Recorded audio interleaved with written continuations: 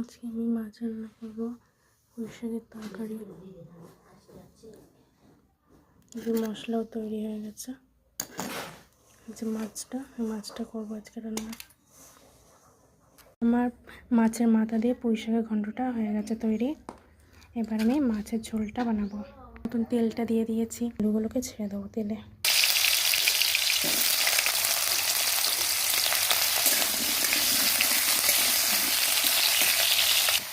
মাছটা রান্না হয়ে গেলে শাকটা করবো। আমার রান্না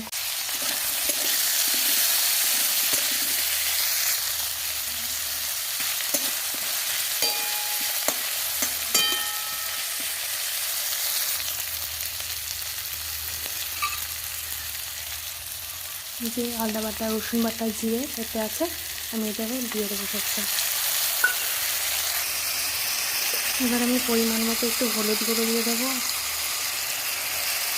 একটু নুন দিয়ে দেবো, দিয়ে দেবো নেড়ে নেবো। আর এটা ভালো করে কষে নেবো। কষে নিয়ে একটু সামান্য একটু জল দিয়ে মাছটা ছেড়ে দেবো।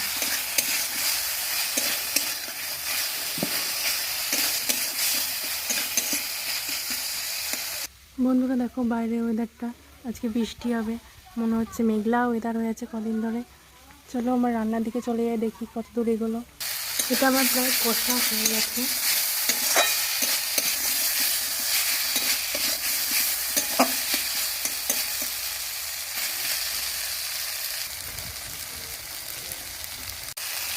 আমার এটা দেখো ভালোভাবে কষানো হয়ে গেছে। মশলাটা ভালোভাবে কষিয়ে দিয়েছি। এবার এর মধ্যে আমি একটু সামান্য জল দেবো। জল দিয়ে কিছুক্ষণ ফোটার পর আমি মাছগুলো ছেড়ে দেবো।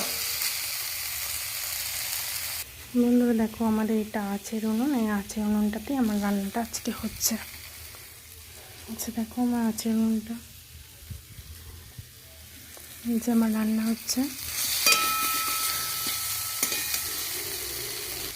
এবার আমি সামান্য একটু জল দিয়ে দেবো।